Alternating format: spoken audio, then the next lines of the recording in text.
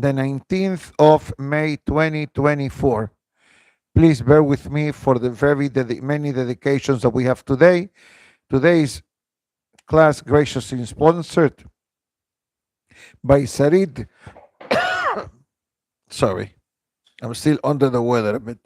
ברוך אתה אדוני אלוהינו מלך העולם שהכל נהיה בדברו.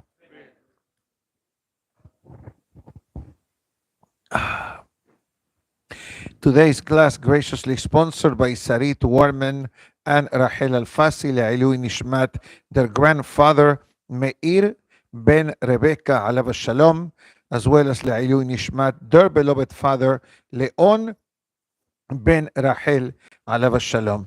Additionally, today's class graciously sponsored by Nathan Yadgart לעילוי נשמת Marcel Batya עליה השלום, and Elias Perez לעילוי נשמת his mother Josephine bat Shmuel עליה השלום. Additionally, today's class graciously sponsored by Ricardo and Orna Jamal לעילוי נשמת her beloved father Yehoshua ben Moshe Tzvi עליו השלום, and additionally today by Mr. Mal Cohen and family לעילוי נשמת his beloved father Obadiah ben Meleke עליו השלום.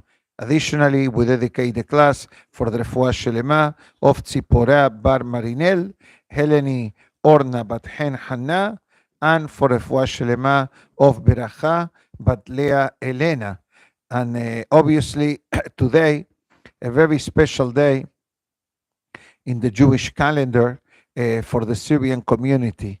As we mentioned inside, after prayers today, we said Yehishem, and it's a commemoration and it's a gratitude to HaKadosh Baruch Hu for the miracle that happened in Halab, I believe in 1853, when there was a blood libel, a accusation against the Jewish people of utilizing blood from a Gentile child in order to prepare the matzot for the holiday. Regretfully, the topic of blood libel is not new in Jewish history.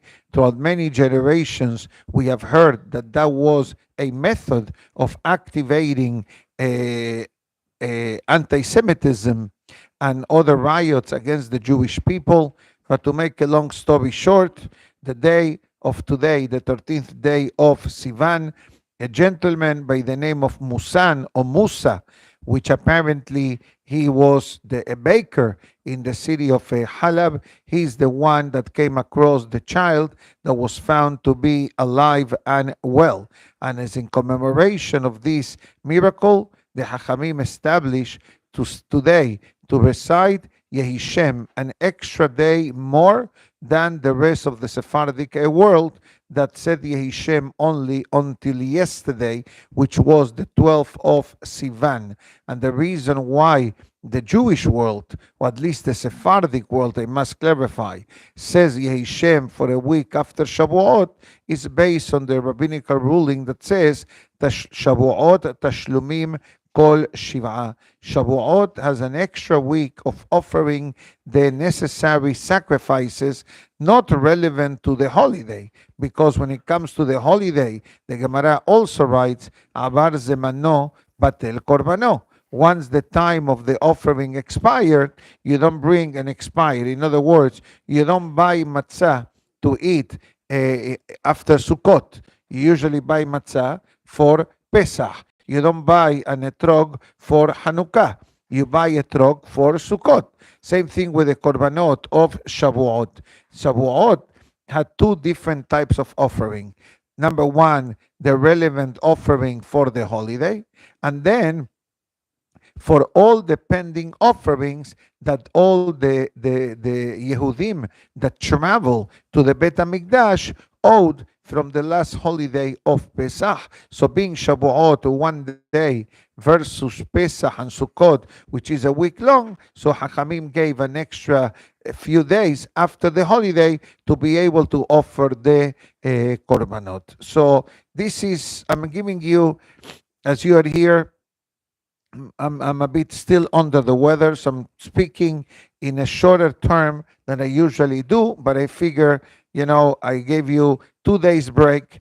and it's not good for me, it's not good for you. I'm sure you did have classes during my brief absence, but I figure, but it's important to remember, I should say, the miracle that Akadosh Baruch Hu did. And even though somebody may say it doesn't affect me because I'm not from Halab, I'm from Damascus. Don't worry, Damascus has also a blood libel miracle known as Ness Moussan, which is going to be much later on in the summer.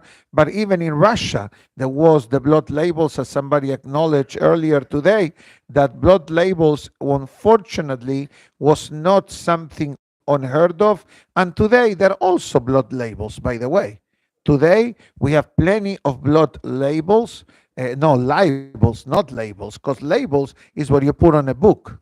Libels, Libel, correct? Did they go to school or what? Hazako Baruch. You see, I'm back almost. Okay. Label means a label, etiqueta in Spanish. Libel means like a false accusation. That's the difference between libel and label. Not to be confused with the Yiddish name libel. There is such a thing in the Yiddish world called libel, right? Have you heard of this name? Hazako Baruch. Now, today we have blood libels. Maybe not with the actual accusation that we took a child and slaughtered the child, God forbid, in order to make with the blood matzot, which is something, it doesn't make any sense, even from basic Jewish law. And we have a very varied audience here, but especially to the virtual audience that is watching via YouTube or iTorah or whichever channel this being broadcasted live, we need to know that according to Jewish law, we need to kasherize the meat after slaughtering. What does that mean? I give you a brief, quick rundown of kosher meat. First of all, we only eat the kosher animals which are written in Perashat Shemini in Sefer Vayikra. After the shechita was done and after the internal checking of the organs was made, there is another requirement. This is called meliha. Meliha means what? The soak and salting of the meat. Why do we need to do such a step? Because the pasuk writes, "Kol helev bechol dam lo tochelu." There is a biblical prohibition of the consumption of blood and certain fats found in the animal. So if, if the Torah is already telling us you're not allowed to eat meat that is not being soaked and salted, how can it cross your mind that we're going to take human blood in order to slaughter it and to bake it with the matzah? The matzah will be red, will not be white. The matzah will be red.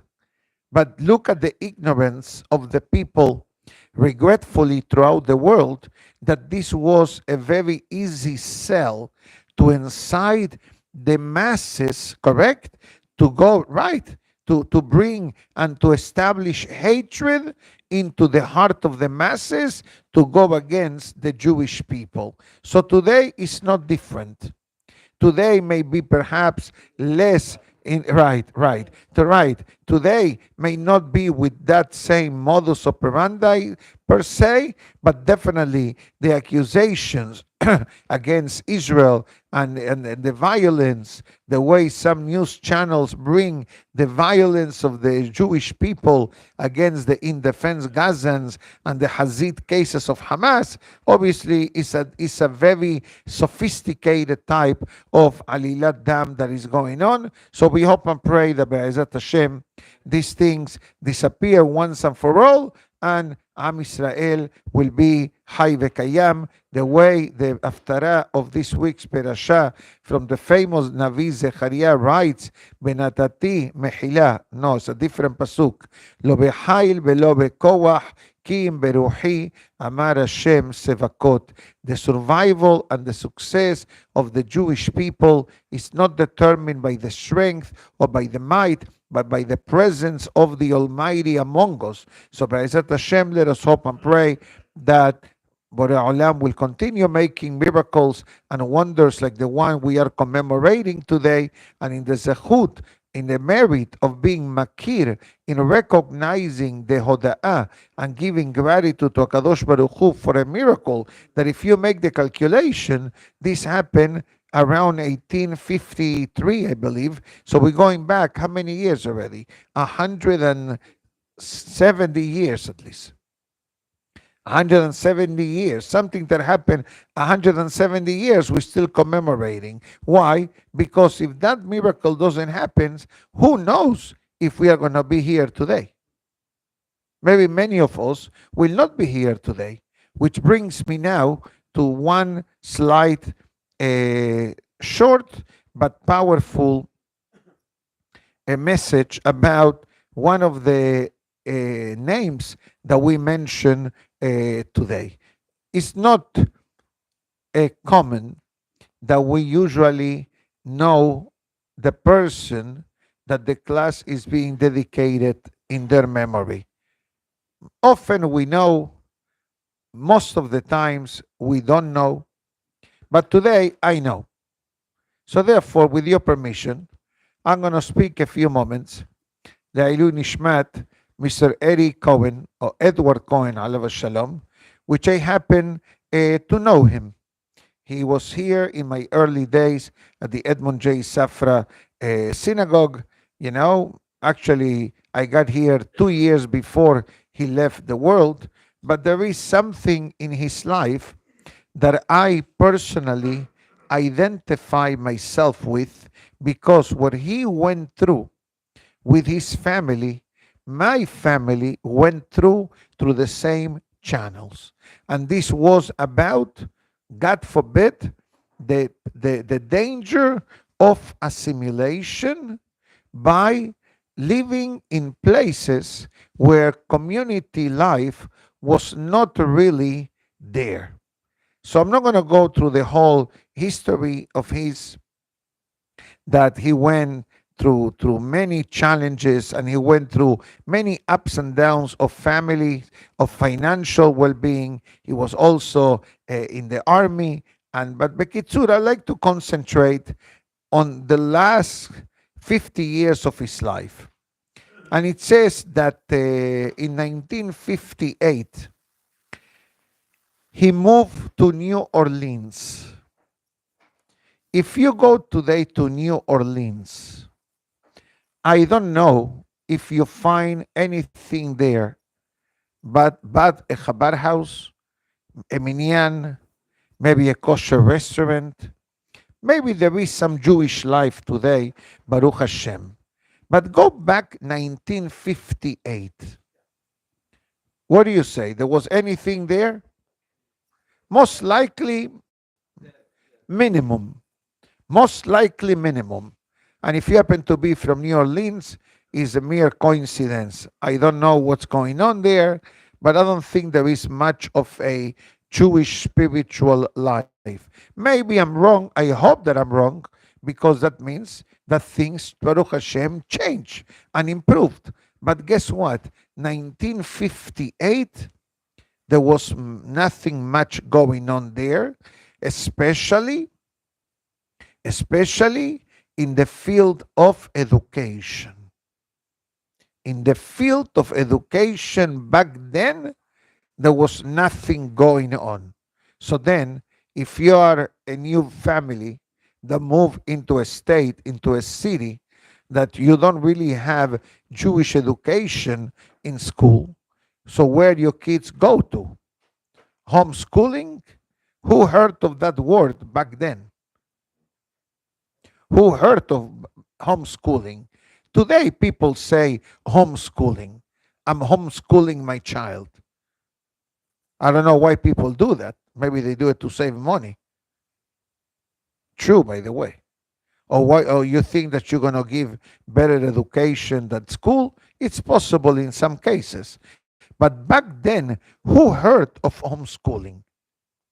So if you're not going to homeschool your child, and your child needs to go to school, which school you going to take him to? Which one? Public school. Hazaku Baruch. And what happens in public schools? Spiritual disaster. spiritual disasters. They are miracles. I'm not saying that they are not.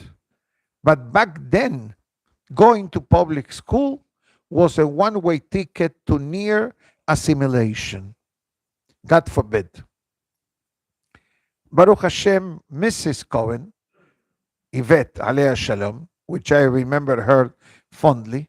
I knew her also for many more years. She passed away not long ago. She made the decision that it's time to go back. If you want to save our children, it is time to go back. So imagine yourself, one day you come from the work and your wife is telling you, pack your bags, we are leaving. You say, excellent, Hazaku Baruch, but you think that every husband will react in a positive way like Mr. Cohen, alav shalom, reacted? And this is where my part of the story comes in. My grandparents, from my mother's side, arrived from Halab in the early 1900s, 1916, 17, give or take, to Buenos Aires. In the 1930th, yani 10, 12 years later, my grandparents decided to move to a place called, and the rabbi here is a witness from Argentina, we go back 40 years almost, a place called Bahia Blanca. He does shehita there today. He works for the shehita in that city, which is 500, give or take, 500, 600 miles or kilometers, I should say, from Buenos Aires. 700. Hazaku Baruch. Thank you. He knows better geography than me. Okay? 700 kilometers from Buenos Aires. To most of us, not a big deal. But from somebody that comes from Buenos Aires, which is the main capital of Judaism in Buenos Aires, and then you go to Bahia Blanca in the early 1930s, was going to go to a midbar, to a desert. Sure, there were a handful of families who lived there, and they used to bring kosher meat from Buenos Aires. Whoever traveled, and it wasn't take the 95 Express, go to Boca Raton, pick up the kosher meat, and come back to Aventura, or call DoorDash, or Uber Eats, or whichever, Instacart, right? Whatever. It wasn't like that. You had to schlep. And I don't know how long did it take even to go by bus, if there is such a thing in the 1930s. We're talking about almost 100 years ago. Just thinking about it, I said, wow, almost 100 years ago, our grandparents sacrificed this lifestyle back and forth to get kosher meat. Don't even ask, I'm not even going to talk about a minyan. Forget about a minyan. Forget about kosher pizzeria or kosher restaurants. We're talking about 100 years ago. So obviously, like in the Cohen's family, in my family was the same. No Jewish school, only public school. And South America, Argentina, is a very Christian type of country. So the public school is run by the church. So the Jewish students were given permission to go outside and pray to their God, so to speak. It is the same God. But obviously they were absolved of that. And one day there was a comment made in the school to my mother, actually on her graduation date.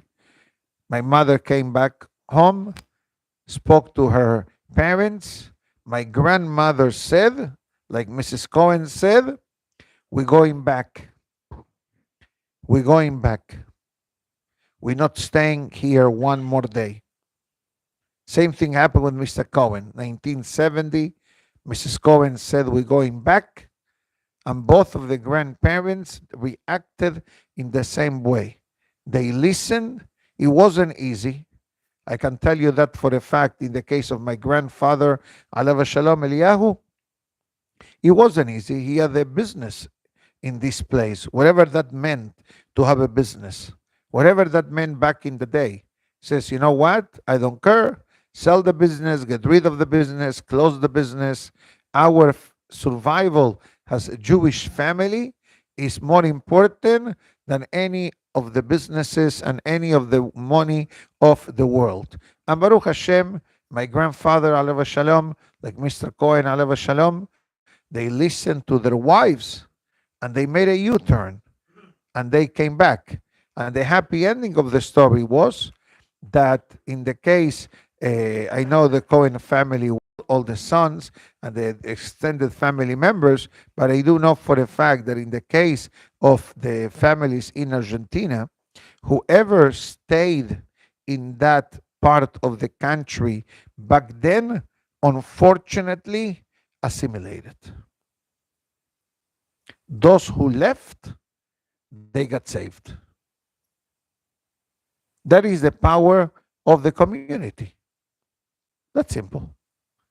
The community exists strong, powerful, numbers, doesn't matter. As long as you have a certain type of good and positive and cohesive environment to keep our traditions, our customs, our way of living as Yehudim, we are surviving.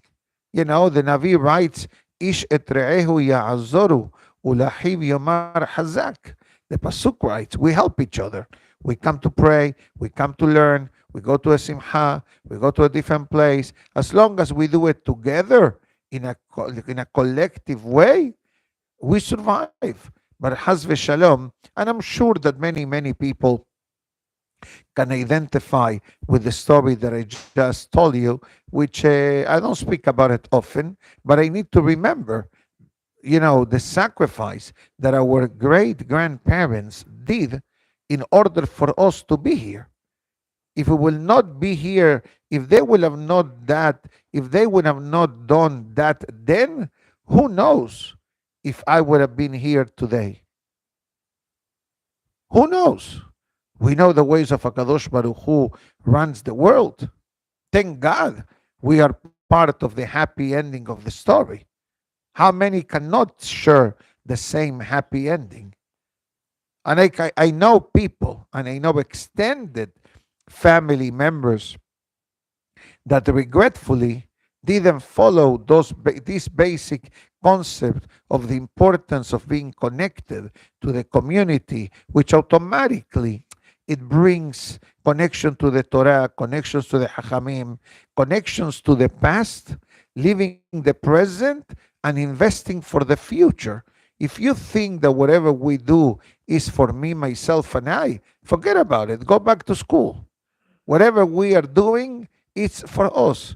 I'm going to tell you another story since we're talking openly family business. And I'm only talking because the rabbi from Argentina is here. He knows me from childhood. Yesterday was the Berit Milah of his grandson, great-grandson, Mazel Tov. Mazel Tov. His great-grandson's Berit Milah. Bisnieto, great-grandson, right, the fourth generation. I know the rabbi for over 40 years. You know that his grandson that had the Milah yesterday, I lived in his grandparents' home 40 years ago? When? Ask me when. It's an excellent question. When my family in the 1980s moved to São Paulo, Brazil, and São Paulo, Brazil then is not the São Paulo, Brazil of today. Today, São Paulo, Brazil, it's an unbelievable community. Somebody went to the Safra Synagogue today from here, and he sent me a picture of the minyan, of the people praying, learning, like we have here. And he said, wow, Rabbi, I never thought that Brazil can have such a thing. I said, today, Brazil have it. 1980, Brachav the Hachamim and the community. Yes, but the funny thing is that where we lived in Brazil then is not what we live today. Then there was no yeshiva, Talmud Torah, past bar mitzvah. So my family came to live to Brazil, moved. The rabbi asked my father, "What are you going to do with Yosef and me?" That's me, not my brother. My brother came later. With me. He says, "What do you mean? I'm going to hire a teacher to learn with him." The rabbi said to my father, and he knew my father as well, under no circumstance your son is living to a country that has no environment for him, no community. Brazil had a community, let's be honest, but it wasn't has the stronghold that Buenos Aires have. And this is not to minimize the Brazilian community. Today, Brazilian community, Sephardic and Ashkenazic, is unbelievable at all levels. How many restaurants do you want? How many mikvahs do you want? In Sao Paulo? Sure, even more. And Sephardic heavy duty. When I mean Sephardic heavy duty, I mean Sephardic, I don't want to say B'nai B'rak, but definitely, Baruch Hashem, whatever the Sephardic community needs, it's available. It took 40 years for it to happen. It's a much younger community than Argentina and Brooklyn. That's why it's a delay process. But Baruch Hashem, Mexico, Panama, Brazil, Argentina today, Baruch Hashem has whatever you need. What do you want? Minyan 11 o'clock in the morning, Sukkot David. Right? What do you want? You want Arvit 10 o'clock at night? Sure. What do you want? Restaurants? At what time do you want a restaurant? There is nothing that you are missing today. It took 50 years to build. So the rabbi tells my father, okay, your son is not going to Brazil with you. Your son is staying in Argentina. So obviously my father says, Rabbi, I cannot make such a decision. Go ask your wife. I need to ask my wife, my father said. He went to my mother, and my mother says, what's the question? If the rabbi says that the best for our son is to stay, as long as he has a good place where to stay, let him stay. And my brother also stayed with me, my younger brother. Where did we stay? In his grandson's grandparents' home. Hafif. Right? Abraham. Yes. I stayed there for almost 2 years. And thank God I learned English. That's where I learned English. In my 2 years of, I don't want to say the word freedom because it sounds crazy, but it was a great time. I had my allowance. I used to go home for every holiday. Baruch Hashem, great experience. I don't regret for it for 1 minute. And I'm thankful for their family. They gave me my own suite. They bought 2 apartments, and half of the new apartment was mine. No regrets whatsoever. Did I miss my family? Of course I miss my family. But I was independent at a young age. So for me, it was an easy adjustment. So when I met his grandson, when he moved here, and I asked him, what's your name? And he's telling me his name. I said, are you related to this person? I said, yeah, my grandfather.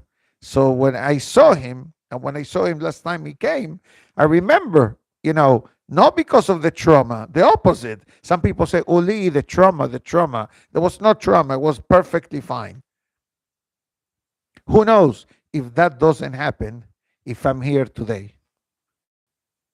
Who knows what would have been of me if I would have gone back then, stay in Brazil, whatever that meant for me. And I repeat, I don't want any misunderstandings in this class. My family till today is in São Paulo. In São Paulo, Brazil. Beautiful community. I want to go there soon to see my family, to see my cousins, my relatives, to see the community. But I remember the before and after. And this is not something that happens automatically, like in Brooklyn, like in Deal. You think why somebody said, why the Jewish people? Somebody asked me the other day, they got a deal. There's no other place of vacation but deal. What's the big deal? I say, you know what's the big deal? Is that the community goes together. And this camaraderie, like in Mexico, right? You go to Cuernavaca, right? You go to Bayam, right? What else other place you have? Polanco, Teca, right? Tecamachalco, Loma, no Lomas, right? Lomas. Okay, these names is like in Panama you say Paitia, or you say Bellavista, or in Buenos Aires you say Palermo, Once, Flores. In San Pablo you say Genopolis, Jardins, etc. All this name in the Jewish vocabulary, you know what they say? Like the Bukharians say Queens, and the Persians say Great Neck, correct? And the Syrians say Brooklyn, and Lubavitch says Kronheist, right? So what does these words means? These are the places where we as Jewish people, you're from Chicago, right? Skokie, Rogers Park, West Rogers Park, you see how I know? You're from Caracas. You have Altamira, La Florida, right? Los Palos Grandes. All these names that I'm throwing are places where there is a high concentration of Jewish people. And that is our survival. That's how we survive. And if a person, God forbid, decides to leave and to move elsewhere, you're playing with fire. You're playing with fire. God forbid, you don't have, even just the mere fact of seeing Yehudim walking back and forth to the synagogue. And a Gentile, not a Gentile, no, that was a different story. Somebody told me, thank you for reminding me that I'm Jewish. I don't even know who the person is. I don't even know. And he said, okay, thank you very much. Thank you very much. One day I asked him, what do I do that I remind you that you're Jewish? I say, I see you going to the synagogue every day. Right, right. Whatever name they use, whatever the word they use. It happens somebody who lives in Mystic Point. That keeps the spark of the Yehudi alive. And this was the cases which I'm sure that if we ask the audience, how many people identify with this story, and I'm only speaking very limited, so to speak, on my perspective and the comments perspective, and the many others that can identify, but my cousins, all my cousins, Baruch Hashem, 1,000 times, all good community members, active people who live Torah, kosher way of life, Jewish way of life, we all we're saved. My other cousins from my father's family, from Egypt to Uruguay. Uruguay, somehow, it's very quiet, so to speak. The only time that there is a lot of Jewish action in Uruguay is in the summer, where a lot of the Syrians from Argentina go to Uruguay, to Punta del Este. There used to be in Uruguay, I remember, a Hasidic community in Maldonado, in Montevideo, in the main city. And that was an area where many hundreds of Turkish families from Turkey, they came to Uruguay. But unfortunately, Uruguay did not have the structure community-wide like other countries surrounding it. So today, if you go to Uruguay, it's a spiritual desert. It's not much action going on. But yet, all my cousins, Baruch Hashem, somehow, they are remaining faithful to Torah. Bene Torah. When I mean Bene Torah, like Keter Torah in Mexico. How? Very simple. Their mother was the driving force in the house, and once they graduated the Jewish high school, send them to Israel. This is not a future for you in this country.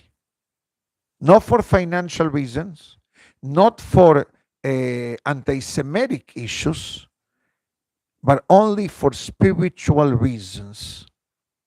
And Baruch Hashem, each and every one of them, without fail, people of good, people of community, people of Torah, people of kosher marriages, people of family purity, people of Torah learning, where did that came from? The vision of understanding that if we don't make the spiritual sacrifice for HaKadosh Baruch Hu, how can we survive as a family? Nobody wants, God forbid, that the chain that began from Abraham, Isaac, Yaakov, Moshe, Aharon, the Shevatim, etc., should end. We want continuity. We want expansion of ourselves. And we live throughout our children, throughout our grandchildren. And there is no guarantees in life. We must make the investment generation after generation, because at the end of the day, that is our ultimate investment in life. If we say, no, I didn't grow up that way, guess what? A generation ago and a generation after is two different ball games, as they say in English. The challenges today in many areas is much more challenging than a generation ago. We live in a more pure, innocent, normal type of environment. Today, they caught a child, I don't know, a teenager, I don't know how old, yesterday, they captured him because he was posting in social media all kinds of anti-Semitic and anti-Jewish and Nazi propaganda online. You know that yesterday, 50 institutions in South Florida were evacuated? Not a year ago, yesterday. 50 of them. Just a keyboard, flash emails, mass emails, every single Jewish place. Baruch Hashem, police got involved. They tracked down the IP address, and Baruch Hashem, happy ending to the story. But look at the madness that we have to deal with. So you're putting your child in a non-Jewish environment, you're putting your child in a public school. It's like you're taking your child to a drug dealer. And I know what I just said may sound extreme to some people, but what do you think the public school system teaches the student or indoctrinates the student? And the comments and the wording and the friends and the environment and the temptations and the assimilation. And I'm not saying that they are not good students in a public school. I'm sure they are good people and good citizens.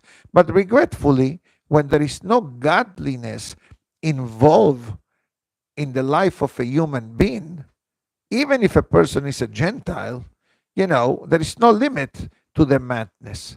That is what's happening today. So, Be'ezat Hashem, we hope and pray that HaKadosh Baruch Hu gives us the kohot to be a good source of influence to our future generation.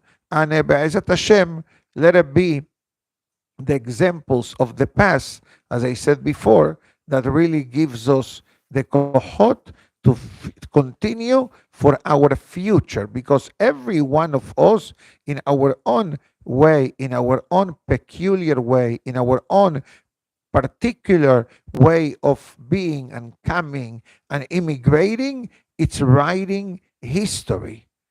Don't think that you need to be Moshe Rabbeinu to write history.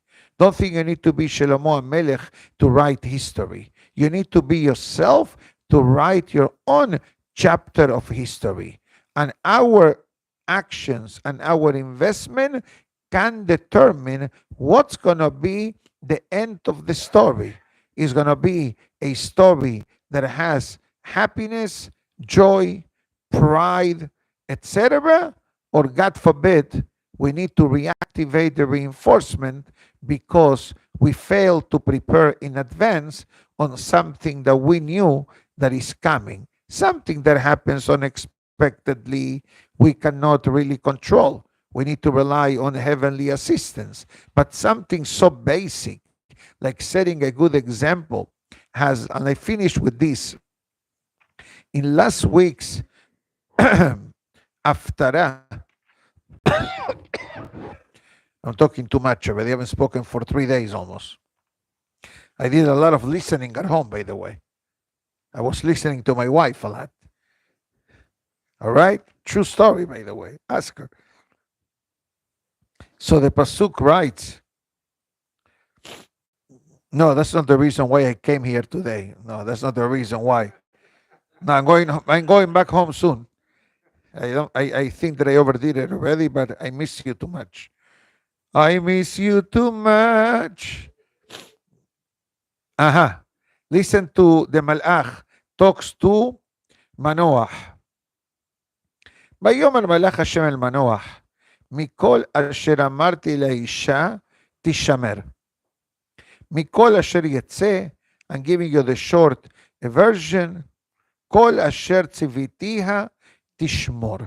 The Malach says to Manoach, Manoach, as we know, was married to a holy lady. The Gemara in Baba Batra brings her name. You can do this for homework tomorrow. What was the name of the mother of Shimshon? The Gemara says the name. I'll wait till tomorrow. I give you homework. I know the answer. I give you a chance to look for it. I don't know what the price is going to be, but just find it. See if you find it. Anyway, so what happens? The Malach says twice to Manoach, Tishamer or Tishmor. Both of them means the same. Have a great day. Both of them means the same. You know what it basically, the Pasuk means to say, according to the Mefarshim? That the Malach says to Manoach an unbelievable lesson for education. It says, your son is going to be a Nazir. Your son is going to be a holy person. But in order for that to happen, you need to give him an example. So according to this Pesukim that I just quoted, Manoach became a Nazir, like his son Shimshon. And I don't remember who says this. Maybe it was Rav Shimshon Raphael Hirsch, Alev Shalom, or some other Gadol. But it says that the Navi is teaching us an unbelievable lesson. You cannot tell your child, why don't you pray if we're not praying? Or you tell your child, why do you talk in the middle of the prayer if we're talking? Or why don't you learn if we don't come in to learn? It says that sometimes parents invest a lot of time and effort in talking to the children, which I'm not saying you shouldn't do it. You should speak to your children, have a good relationship in a good way. But it seems from these two Pesukim that I quoted, something that is very known in the English language. Actions speak louder than words. What does that mean? That sometimes you can tell a child, do this, do this, do this, do this. To the child, it sounds like you press continuous play in a tape recorder. It's like you put it in autoplay.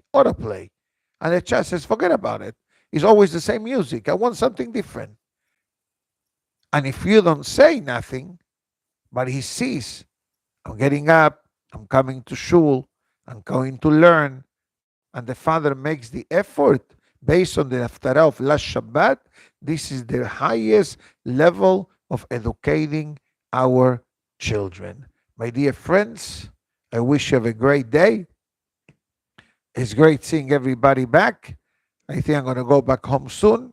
But for today, we say Baruch Adonai Le'olam, Amen ve'amen. Thank you. Rabbi Hananiah ben Akashia Omer, Sa Kadosh Baruch Hu